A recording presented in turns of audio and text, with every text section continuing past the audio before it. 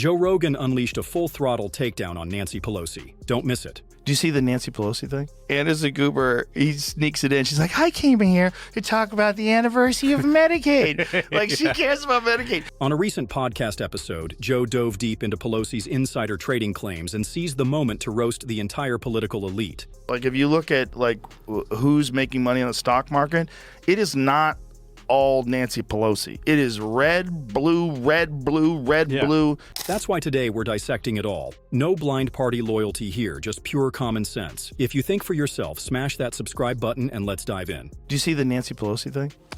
The new one?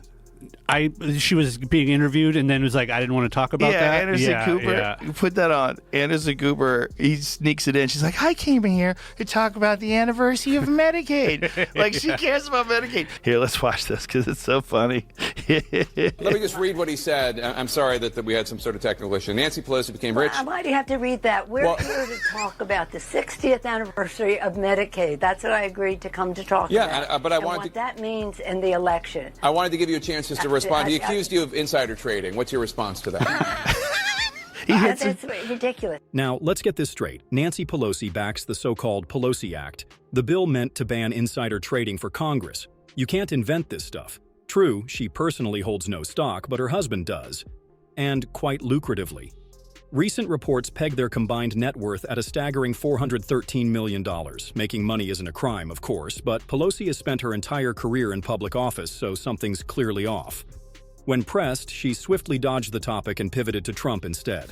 But the president has his own exposure, so he's always projecting. He's always projecting. And let's not give him any more time on that, please. We're going forward here, and I'm very proud of my family. And while he might make fun of us, while somebody inspired by him breaks into our home and hits my husband in a deadly fashion, hits my husband over the head, and he thinks that's a riot, I'd rather not go into some of my other complaints about him right now.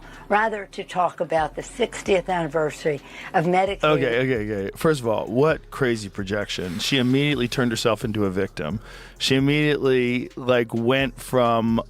Jake Tapper's like, what's your response? Oh, this is ridiculous. Nothing was insider. Joe Rogan immediately picked up on the move, calling out her quick pivot to Trump as a classic case of projection. He saw it for what it was, a desperate attempt to change the subject, turning herself into a victim rather than answering a simple question. That's so nuts that you have gone from... You made an insane amount of money. A lot of people say you're insider trading. What's your responance to that? Donald Trump, my husband got hit in the head with a hammer. They're all black belts at deflection. He thinks it's funny. You know, it's because it's all because the president has a lot of exposure. Exactly. Notice how Tapper didn't interrupt or press with a follow-up? Had he, we probably would have witnessed fireworks, and really, there's no shortage of material here.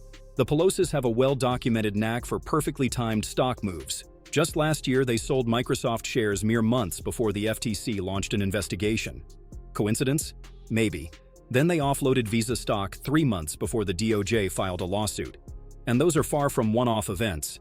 There's a long trail of trades that eerily line up with major government actions, exactly what Joe dug into.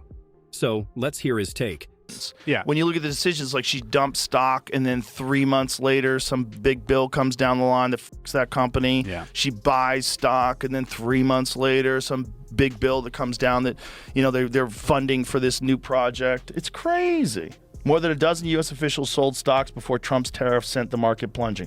Of course they did. Watching the panic in her face, realizing that Trump is now president, and they're talking about literally going after her for insider trading, and the undeniable evidence that they have had better results on the stock market than literally anyone ever. Yeah. And they have access to information about laws that are going to be passed. Yeah. If that's not insider trading, what the fuck is? Let's frame Joe's point with some numbers. Last year, Pelosi's portfolio jumped 54%, outpacing major hedge funds. That's not just a good year, that's a Wall Street miracle. And she's not alone. The Independent reports that over 20 other members of Congress nearly doubled the S&P 500's average gain of 24.9%. And don't call this a partisan problem. These lawmakers span both sides of the aisle. There's a reason why that whole ability to trade stocks is still in position. And it's because they want it there. They make a ton of money. The general they have public, all the insider information. So they have to figure out at what point in time is this too dangerous. and who's willing to like make this a law.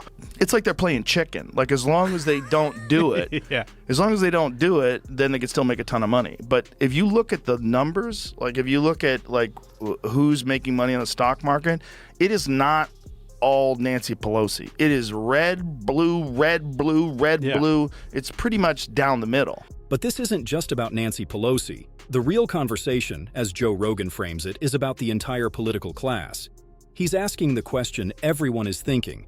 How do so many lawmakers on a public servant's salary end up with extraordinary, life-changing wealth? And you're hanging out with Harry, the senator from in South Dakota or whatever, and Harry's got a yacht. Like, how'd you get a yacht, Harry? Like, you know, Bobby's got his own private jet. How'd you get your own jet, Bob? You're a congressman. Like, what are you doing? And those people that are able to generate that kind of wealth, and I think she's like the poster girl for it, unfortunately. But it's not her. Like, who's made the most? Yep. Sure. Plenty of people running for Congress start out with cash. It's basically a millionaire's club with a side of politics. But here's what raises eyebrows. So many see their net worth skyrocket after taking office, not just a little, life-changing leaps. You could chalk some of it up to book sales or speaking fees, but try telling a toddler there's nothing fishy going on. Even Elon Musk weighed in on this very issue, and, unsurprisingly, he didn't mince words. Oh, there's plenty of conservative that are insider trading in Congress. Yeah. Plenty. Insider trading, and just there's the curious case of how do people in Congress or whatever become wealthy over time. Extremely wealthy. Yes.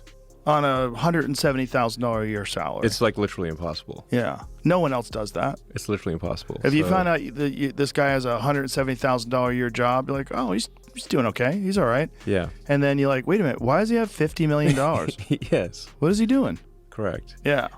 And I think like the more accurate thing would be to say like, what is the family value increase? And while Elon is talking about lawmakers in general, his point hits particularly hard when you look at a specific case. The conversation inevitably circles back to Nancy Pelosi and her husband Paul, whose portfolio is a constant source of scrutiny.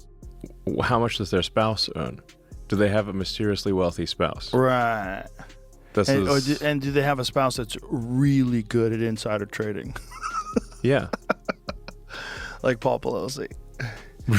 Really good. Yeah, he's great at trading. He's such a good trader. Yeah. I think maybe we should pay politicians more, frankly, because it reduces the forcing function for graft. Either pay politicians nothing or maybe a lot more. Yeah, but the problem is if you paid them a lot more, they're still not going to make as much money as they would insider trading. The more you pull on this thread and look at the well-timed trades, the more you have to wonder. It's a tangled mess that goes far beyond one couple. It's a system where power and wealth seem to feed each other. Is it a coincidence that so many members of Congress suddenly become Wall Street wizards, or is it a symptom of a much larger problem?